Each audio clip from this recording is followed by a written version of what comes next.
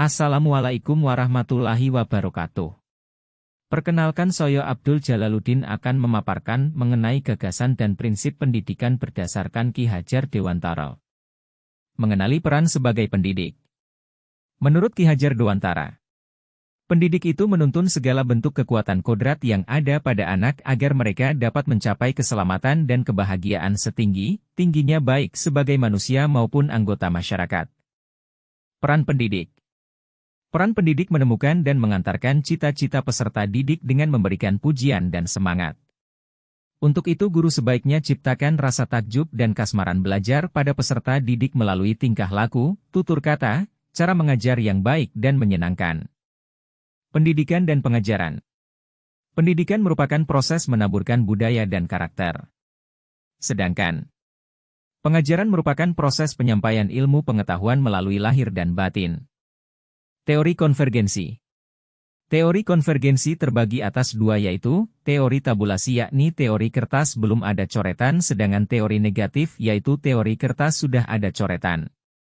Dalam penjelasan menurut Ki Hajar Dewantara, kodrat manusia sebagai suatu kertas yang sudah terisi dengan tulisan yang samar dan belum jelas arti dan maknanya. Untuk itu sebagai pendidik perlu menebalkan tulisan yang samar tersebut, menjelaskan dengan tuntunan terbaik melalui budi pekerti. Budi pekerti yaitu watak manusia. Budi pekerti terbagi dua, yakni biologis yaitu perasaan atau jiwa manusia, dan inkredibel yakni kecakapan keterampilan menyerap pengetahuan. Selamat dan bahagia. Perspektif pendidik tidak sama dengan perspektif siswa. Fungsi pendidikan. Mengantarkan murid agar siap hidup dan memberikan kepercayaan kepada murid bahwa di masa depan mampu mengisi zamannya demi keselamatan dan kebahagiaan. Syarat yang harus diperhatikan. 1. Kodrat berbeda. 2. Pendidik tuntunannya. 3. Mendidik menuntun manusia untuk selamat dan bahagia. 4. Tidak dapat berkehendak atas kodrat kekuatan potensi murid. 5. Daya upaya menggabungkan akal budi pekerti murid. 6. Mengantarkan merdeka atas dirinya untuk kehidupan dan penghidupannya. Sistem Among. Menurut Ki Hajar Dewantara terbagi 3, yaitu 1. Ingarso sing tuludo yakni di depan memberi teladan melalui budi pekerti dan perilaku. 2. Ing madya mangun karso yakni di tengah membangun kehendak melalui membangkitkan semangat, berkreasi, berdialog sebagai narasumber dan panutan. 3. Tuturi handayani yakni di belakang memberi dorongan melalui memotivasi, memberi saran, mengekspresikan daya cipta karsa dan karya. Syarat et sistem Among. 1. Kodrat alam yakni potensi murid. 2. Kemerdekaan yakni mengenali lahir dan batin. Pengeritan Among dalam bahasa Jawa. 1. Momong yakni merawat dengan penuh ketulusan dan penuh kasih sayang serta mentransformasikan kebiasaan-kebiasaan baik dengan doa dan harapan. 2. Among yakni memberikan contoh tentang baik dan buruk tanpa harus mengambil hak murid agar bisa tumbuh dan berkembang dalam suasana batin yang merdeka sesuai dengan dasarnya.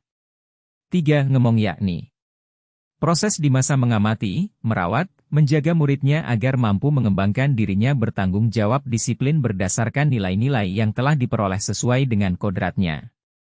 Sehingga sistem Among memberikan pemahaman bahwa murid dituntun sesuai kodrat dan potensinya dengan kasih sayang, mendampingi, merawat, menjaganya dengan doa dan harapan. Cara berpikir Among sosial emosional, tutur kata, sistematis. Kemudian libatkan murid, dengarkan dan hargai. Merdeka belajar abad 21. Tuntunlah murid sesuai zamannya, maka 1. Guru bukan sebagai sumber belajar satu-satunya tapi sebagai fasilitator pembelajaran. 2. Menempatkan murid sebagai subjek aktif untuk memahami dan membangun pemahaman sendiri. 3. Menggunakan pendekatan saintifik yakni mengamati, menanya, mencoba, menalar dan mengkomunikasikan. 4. Mentuntun pembelajaran abad 21 dengan menjadi pembelajaran sepanjang hayat dan membangun konteks diri serta identitas suatu bangsa. 5. Tugas pendidik yakni mengembangkan seluruh potensi yang dimiliki murid untuk kecerdasan rasa, karsa, cipta, dan karya agar murid menjadi manusia seutuhnya. 6. Keterampilan yang harus dimiliki pada pembelajaran abad 21 yakni kemampuan memecahkan masalah, kemampuan kognitif yang kompleks serta kemampuan sosial emosional.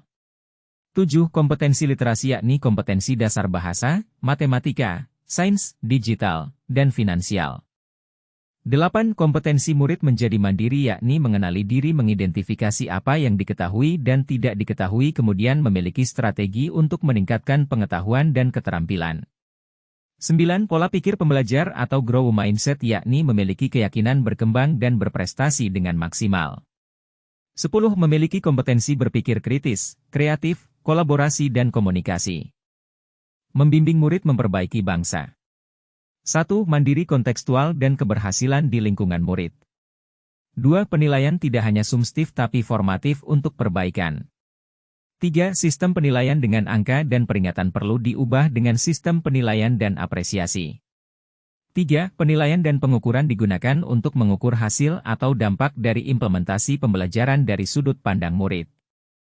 5. Gotong royong membantu murid lain yang mengalami kesulitan belajar.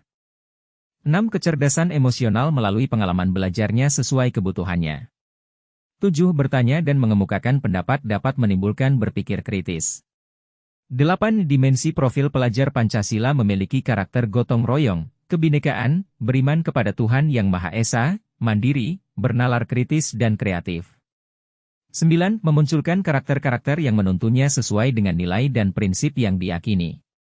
Peran alam keluarga, alam perguruan, alam pengarahan pemuda masyarakat. 1. Trisentral pendidikan yaitu, keluarga, sekolah dan masyarakat.